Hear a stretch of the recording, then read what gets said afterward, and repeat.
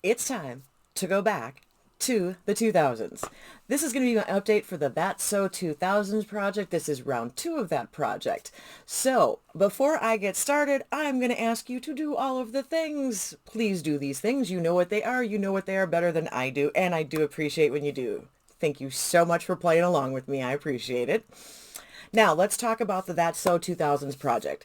This is the second round of the project. I'm dropping things already. And unfortunately, they're things that I need. Okay, so this project was created by Sam. She is first-time panner here on YouTube and also on Instagram. She did this project in collaboration with the Fantastic Ladies group on Facebook. The hashtag for social media is ThatSo2000sPP. I will have that in the title box, so you should be able to just click on that hashtag and get to other people's videos if you want to.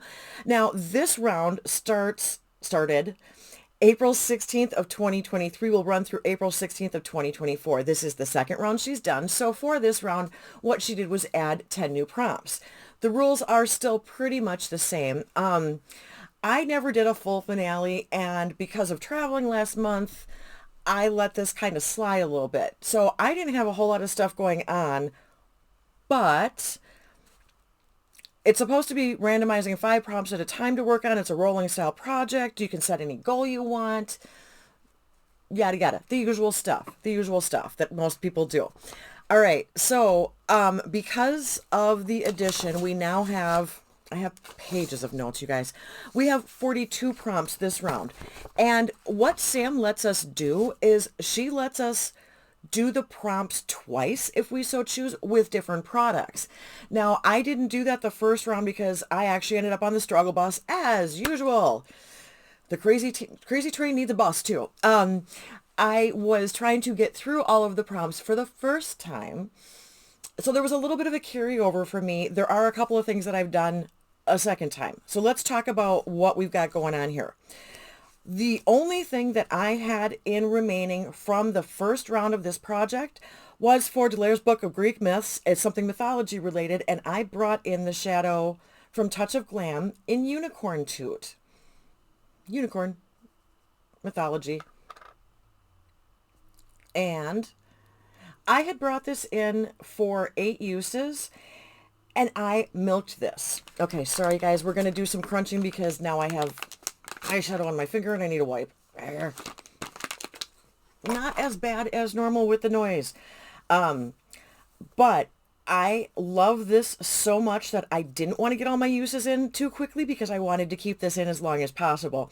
So I did finally hit my 8 uses, and it is going to be a rollout, which means that the entire first round is done, even though it should have been done last month.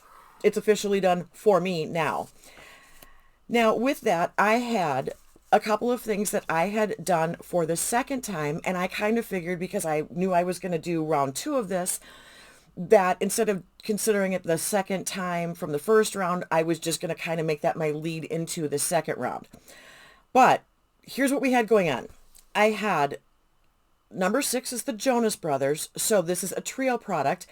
And hopefully I am popping a picture in here for you, because what I put in was the Natasha Denona Baby Gold palette, and I wanted to use each of the 3 shades 3 times.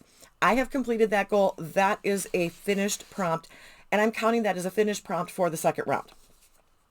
The other thing is I had gotten Bump It, something that adds volume. I had tried to use the Redken Windblown, and actually I don't have it here in front of me because I threw it in the box for Deb B. I used it once, hated it, don't want to touch it again. I'm just going to pass it along. So this is something that will come up again in rotation for me because I didn't actually meet my goal on that. But for right now, that's where we're at with it. And then I had done Shrek for a second time, and that is a layered or stackable item. Hopefully there's a picture here too. I went with the Sephora Wishing You stack. Kind of like the Kaja Bento box. I talked a lot about this last month. This is kind of just an update to tell you what I have and haven't done, because there was, like I said, a lot of gray area with what we're counting as round 1, round 2, finale, all that business, because I was not very clear.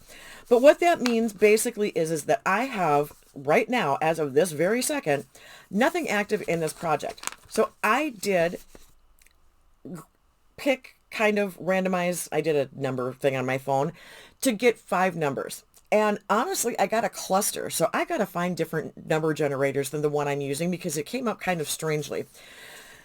But that's okay too, because I have products for all of these things. And I figured, well, all right, that's at least we know what we're starting with here. So let's get going on this. And I thought I had these in order, but apparently I don't, because why would I do things in numerical order? All right. So the first one that I have chronologically, not the way that they showed up in my generation, is Sanrio. So this is a product from a different country. So what I did is I went through last year when I did this, I did Lethal, because that company is in Berlin, Germany. This time I decided to grab my Cleona singles, which I just have in an Alta Z palette. And they're based in Toronto, Ontario, Canada. I'm in the US, therefore this one counts for me. And I have some singles here. So these first 3 were the first 3 Cleona singles I ever ordered. I have used all of them at some point in the past. This one was a free gift with purchase, and I haven't used it. And then these 3 were the stocking stuffer trio that I had ordered. And then these 4 down here, I don't remember why, aside from the fact that they're absolutely flippin' gorgeous, and I love them. And I'm trying to do this because my lighting is here, the camera's there, so hopefully you're seeing. If I do it back here, can you tell? Because these are actually, I'm seeing this as like a brighter fuchsia pink, where you're seeing a purple. There we go, now you can see. So these obviously are your standard Cleona. Yes, they shift and they're fun and they're shimmery. And I'm just going to do these bottom 4. And it is Amulet. Okay. Amulet is this one. All right. Panacea is the second one. And this one is more of a violet as opposed to the fuchsia. And you're seeing it as a darker purple. I don't know if I can get you that light color. I'm getting it as much lighter than what's showing here. My lighting's never good. Calyx is the third one, and this is a really pretty blue. It's a really pretty blue purple. It's similar to an extent. It's somewhat similar to Unicorn Tooth. I can't think. I can't talk. I'm doing this with a full-blown headache. I have no idea what's going to come out of my mouth. Not like I ever know, but this one could be even better. So then finally we have Nocturnal here. And that's a really nice bright purple. And everything seems to be showing blue. Okay, let's see. I've got natural light behind me, which screws things up. Let's see what happens if I think you're actually seeing the colors better with not as much lighting. All right. So my goal with this is, because I have so many fun shades, and there's 11 of them, that's kind of a palette. Sort of. It could be. I'm going to do these each with one look with each of the different shades. So this is going to stick around for a while. I want to have fun with this, and I want to have it in for a bit. We may go beyond our number 5 eventually, and I'm just warning you of that now because I've got a couple things like this going on here. So the second one that I am bringing in is for number 13. My lip gloss is poppin'. And so that is any lip gloss. Okay, we're going to turn the lights up a little bit so you can see me. Haha. For that, I am bringing in this really pretty gold. This is the Glam Light Hershey's collection. This is the Hershey's Kisses. Milk chocolate with almonds. That's what color this is. And honestly, it's not as frightening as it might look in the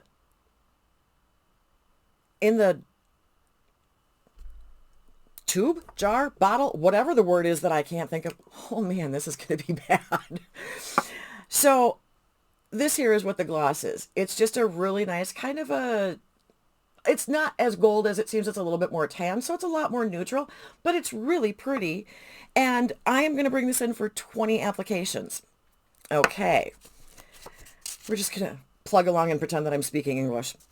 Then I got VHS, something you wind up. And I thought, oh, wouldn't it be fun, since I've got a wind up thing and a lip gloss, let's do a lipstick. Because originally I was going to do something else, and I'm like, well, no, dummy, do the lipstick.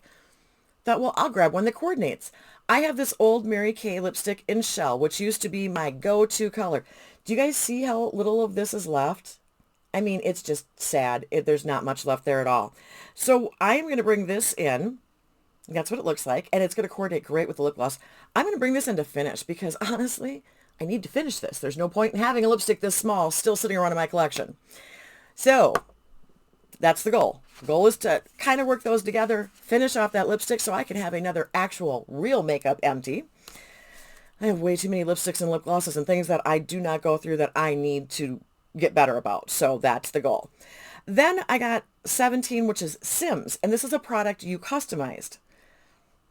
Okay, yeah, I've got Z palettes. I've done collections. You know I love my indie brands. You know I love my singles. And I thought, well, I could put together a palette. And I thought, do I want to do that? I thought, no, you know what? I've got a few things floating around and I've got things that are old. Once again, I'm trying to clean out or use up some of my older stuff as well as playing with the new stuff. I hate my computer. So I have this old Mary Kay palette that I had grabbed some shades and just threw in the palette. Okay. So we have got 5 shades here. We have got, if I can do this without blinding you with the mirror. This one is Bamboo. This one is Whipped Cocoa. Truffle, which you know is actually the very first Mary Kay shade I ever bought way back in the day. And then I've got Sugar Plum and Cranberry Ice. Love these colors. And, since we're here and playing, we're gonna, okay, so that's going to be a perfect setting shade for me because you can't even see it on my hand. And then, so that was the Bamboo. This is the Whipped Cocoa. And none of these are going to be super punchy or impactful. And wow, that went on really dusty. So that one is Whipped Cocoa. But these are all really good neutrals. I love Truffle. To this day, I love Truffle. So that's deeper still. And then I don't even know what color Sugar Plum really is. Let's try that one over here. It's kind of a rosy, mauve-y brown, maybe. It's not like super punchy or anything, but I figure those are some good base shades, some crease shades, some corner shades, all that. And then just for funsies, because I do like my cranberries, this is Cranberry Ice. And this actually has more of a rust tone than a magenta tone, in my opinion.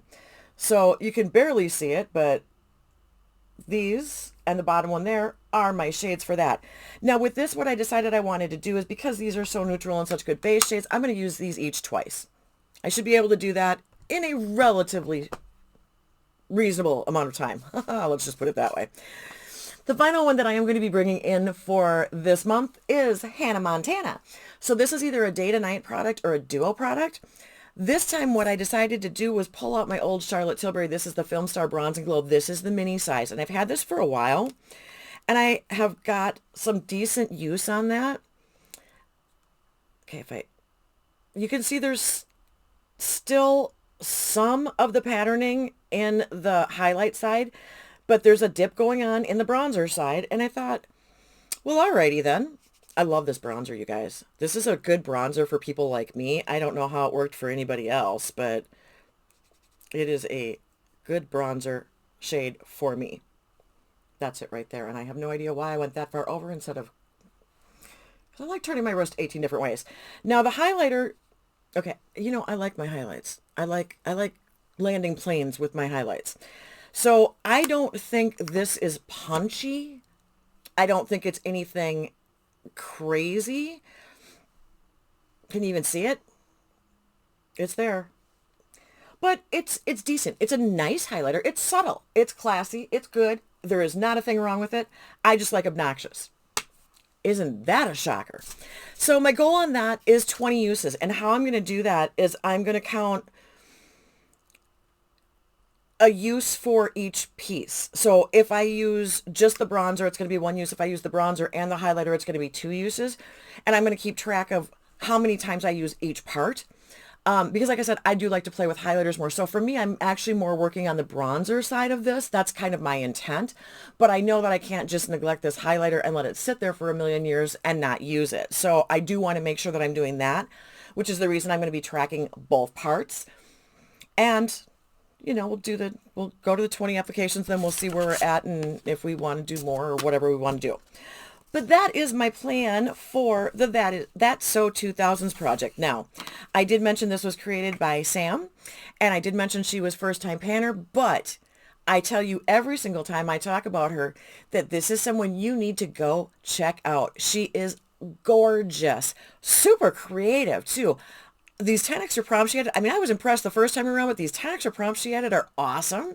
And she has got the sweetest voice in the world. She will definitely calm you down after dealing with me.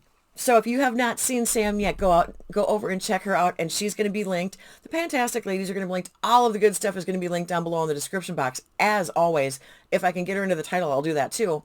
But always check out my description boxes because this is where I also put my music moments. So let's talk about some music. I actually sat down and did not know what I was going to do or what I wanted to do. Which is weird because I have songs that pop into my head all the time and I'm like, oh, this would be good for that. This would be good for that. I usually kind of have a running list of stuff around. And I thought, I kind of like to do something that falls in the era. But I wasn't sure what I wanted to do. And so I was just kind of fudging around looking at like different notes that I had sent myself and just checking out like, okay, give me some top lists from the 2000s of different bands. And one of the things that came up when I was like, oh, this is the one. This is what I want to talk about. Is the song Hemorrhage in My Hands by the band Fuel. Now, the song, okay, so it's really interesting. This is a band that started in, I gotta look. 1989, they actually formed. But their first, okay, now let me double check on this because I want to get their discography right because they haven't done a ton of albums. They've only done like 6 albums. Their first album didn't come out until 1998. Now the song Hemorrhage in My Hands came out on their second album. And that is called, oh man, my brain is not working. That was 2000's Something Like Human. Let's talk about this song a little bit. All right. So it was the lead singer from the second studio album, Something Like Human. This song charted a lot and all over, and I'm kind of impressed with the way this charted because it hit in, a bunch of different ways, which surprised me. So it did chart in Australia and Canada, but for the US Billboard charts, so for the Hot 100, it was 30. The adult top 40 from Billboard, it was number 17. On the alternative airplay Billboard chart, it hit number 1. It hit number 2 on the U.S. mainstream Billboard rock chart. The U.S. mainstream top 40, it hit 22. Okay, that means it's hitting across genres, essentially, and it's getting radio play on mainstream top 40 stations, on the alternative stations. It gets play and got play. It still gets played, but it got play on kind of the rock station too. So this one was really super successful for them, and it actually, if I can find what year it was. Okay. According to the Billboard magazine's best songs of the decade, this song, according to their best of the 2000s rock songs chart in 2013, this song, Hemorrhage in My Hand, became the number 6 alternative rock song for the past 25 years. That's pretty darn impressive if you ask me.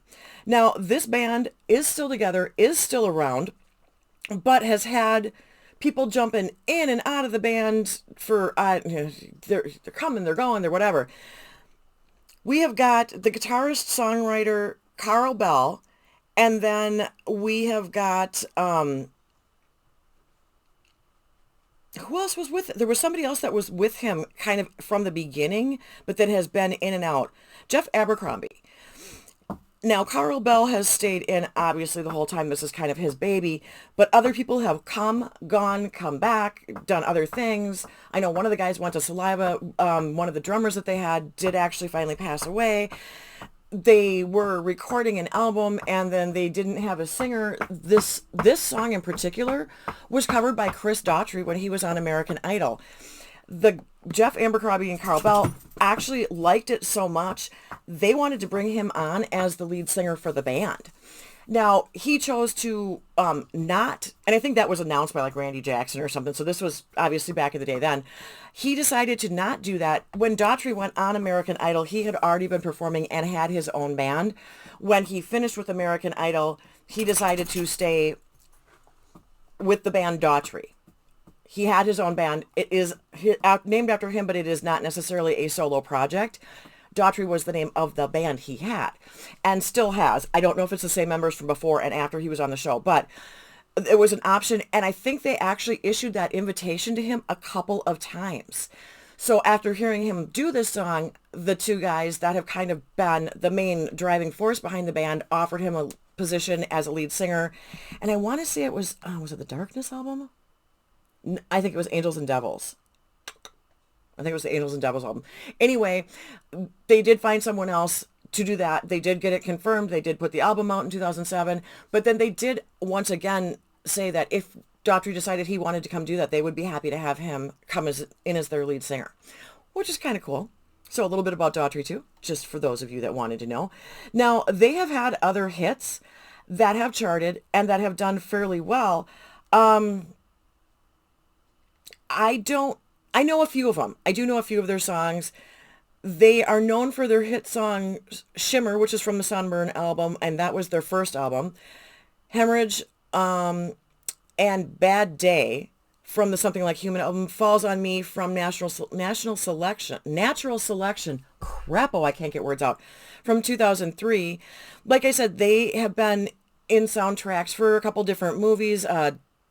Scream 3. Walk to Remember, Daredevil, Godzilla. I mean, there's been a few things that they have been featured in, as well as the American Idol piece. The last album that they put out was 2021's Anomaly. So they're still current.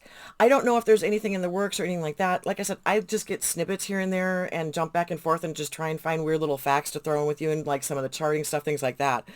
But this song in particular, if you look at what it's about, it is kind of about a relationship, and it is kind of about the deterioration of a relationship from the beginning. And the first part of the song is kind of told from the male perspective, and then the second part of the song is kind of told from the female perspective. And it is about there's a breakup and there's been damage done to this relationship, and then there comes a point where one of the parties wants to try again, but this is something that is at this point too damaged to make work. So that's kind of what the song is about. So it's not a happy song. I just don't pick a lot of happy songs, you guys.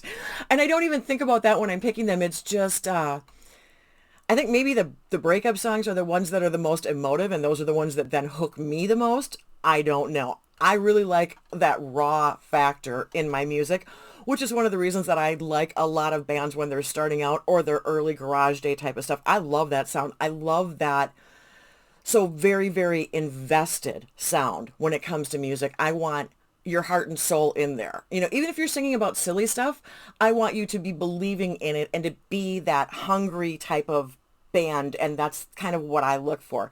This song, I think, even though it isn't their first album, this one, I think, and this also, I think, had something to do with Carl's grandmother had passed away from cancer, and there was an impact from that not only his mother felt, but that also that he felt, and he said that that's something that kind of always stayed with him. So there's a little bit of that torture in there too. And grief is something that happens in different areas of life. It is not only when you lose someone, it's the loss of a relationship, it's maybe the loss of a loved one, it's the loss of whatever can cause grief. And I think that's what I hear in there is that devastation. So musically, I love this song. Lyrically, I like how it feels. I like the power of it. And I think that it's a really, really good one. So that is my music moment for the day. Hopefully I didn't spend more time talking about the music than I did about the project. I occasionally get carried away, but thank you for indulging me. I will be linking a video for that in the description box for your viewing and listening pleasure. And until next time, everybody, thank you so much for playing along with me. I do appreciate it. Look for my color stories. And until next time, see ya. Bye.